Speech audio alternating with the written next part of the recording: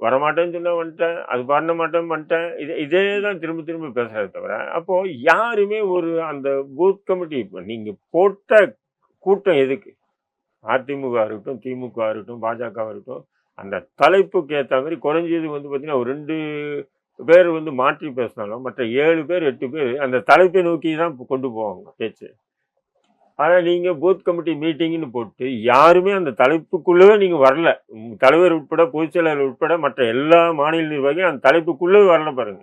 அது கூட அவர் ஒரு இது போட்டு ம விளக்கம் குடுத்திருந்தாரு. அந்த ஸ்லிப்லாம் குடுத்து அந்த பிரிண்ட் அவுட் காப்பிலாம் குடுத்திருந்தாரு. டீடெயில் இல்ல குடுத்திருந்தாரு. நீங்க அதே மாரி அத குடுத்து விளக்கம் விஷுவலா குடுக்கிறதோட, போட்டிருந்தாரு. நான் சொல்றேன் பார்த்தீங்களா, எளிமையான முறையில சொல்லணும். ஏன்னா ஆமா. இன்றைய அது இல்ல. அது இளைஞர்களுக்கு தவிர்க்கல. எளிமையான முறையில ஒண்ணும் இல்லப்பா, பூத் கமிட்டினா பிரமாதம் ஒண்ணும் இல்லப்பா. ஒரு தொகுதிக்கு ஒரு 1000, 1200 பூத் கமிட்டி இருக்கு. அந்த பூத் கமிட்டி இருக்கு. ஒரு தெருவுக்குள்ள நீங்க கூட பார்த்திருப்பீங்க.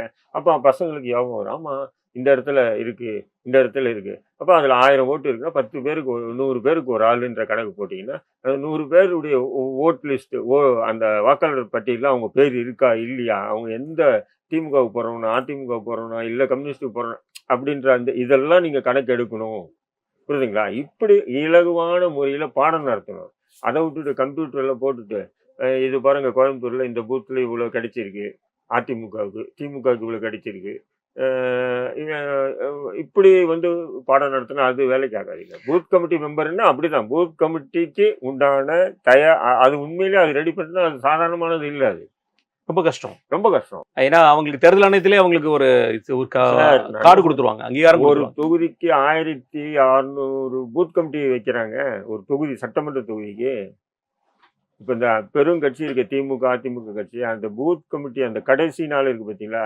அதுக்கு மட்டும் ரூ. 1,50,00,000 செலவு பண்ணணும் செலவு நீங்க. பண்ணுவாங்க. 10 பேர் உட்காருங்கன்னா ரூ. 50,000 ரூ. 60,000 குடுப்பாங்க. ஆளுக்கு 10,000ன்ற கணக்க போட்டாங்கன்னா, குறைஞ்சு 1,50,00,000 2,00,00,000 அதுக்கே செலவு பண்ணணும் பூத் கமிட்டிக்கு. அவனுடைய அந்த ஊக்கமா செயல்படுறான் பாரு. அவன் தான் அந்த வோட் பேங்கே வந்து மாத்துவான். அது சாதாரணமானது இல்ல அது.